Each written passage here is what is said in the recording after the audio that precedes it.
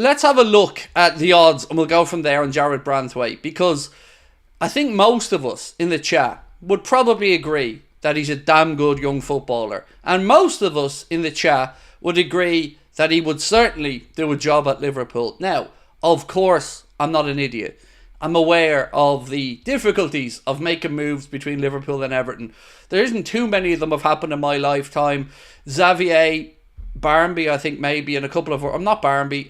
Was it Barmby? I think Barmby, yeah. A couple of others maybe in my lifetime. But why are the odds so low? Because it doesn't really make sense, does it? Now, odds are just a reflection of where the money is going. It doesn't mean the bookies may know something we don't know. But those odds can't be ignored in my eyes. 4-5 on.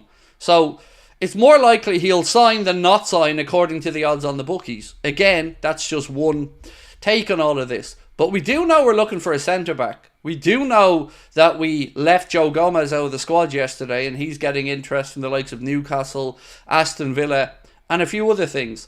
So take that as you will. I mean, it's an interesting talking point for us, and I guess the first question I'm going to put in tonight's poll is, would you take Jarrad Branthwaite at Liverpool? I rate Branthwaite, but isn't 75 mil a bit of a stretch? It's a high figure. Look, yes, it is. Now, a couple of things, I guess, go into that price tag. Homegrown, that adds a couple of million quid to it. Age, again, that probably adds a couple of million quid to it.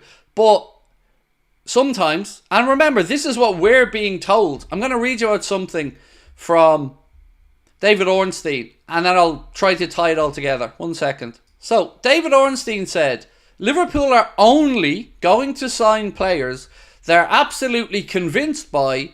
They aren't going to be persuaded by external pressure. We've got to watch them in the last couple of weeks of the window, but the same rules will apply with the transfer approach.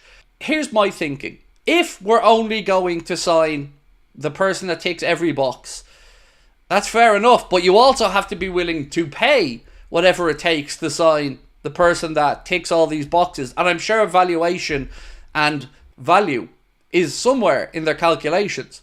So Branthwaite would certainly tick a lot of boxes for us lay people, but of course we're too thick to understand the intricacies of the geniuses that run these things. We're just mere mortals, you know, we wouldn't get it. Splash the cash on the lad. Everton are going to spend that money like shite anyway, so really, we're really helping them. I'd love us to sign Jarrad Branthwaite tomorrow, mate. And I don't mind if it's 70 million or 75 million, because remember, all I have to believe is that these guys are only going after the best and their top talents. After that, it's over to them, right? So they've had all summer. And yet today I still see Romano saying things like, Liverpool's plan is to still be active, they're still talking with agents, they're still moving, they're still looking to do stuff in the market. Hasn't he been saying that all summer? Where is the movement in the market? Because one day is rolling into another. Now it's Sunday, August the 18th. Let's call it Monday the 19th, because we're probably not going to see it and done at this time of the night. Where is the movement? Where are the signings? Or are we being bluffed again? I don't know the answer to that. It's a rhetorical question.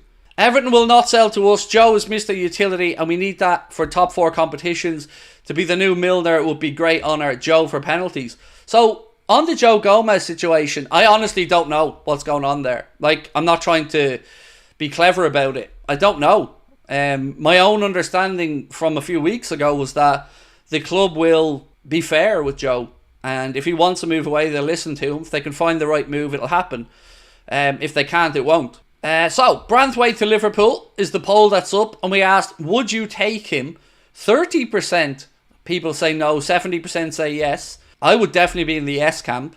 Obviously, you have to respect people's thoughts if it's a price issue. And of course, if they don't think he's good enough. My argument, I guess, would be, well, we've 11 days or so left in the window.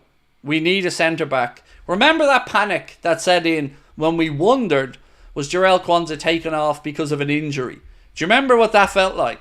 Now, imagine that if he was out for 8 or 9 months. Then we would have been up a certain creek without a paddle. And I'm so relieved he isn't. But it shows already that the squad depth isn't there.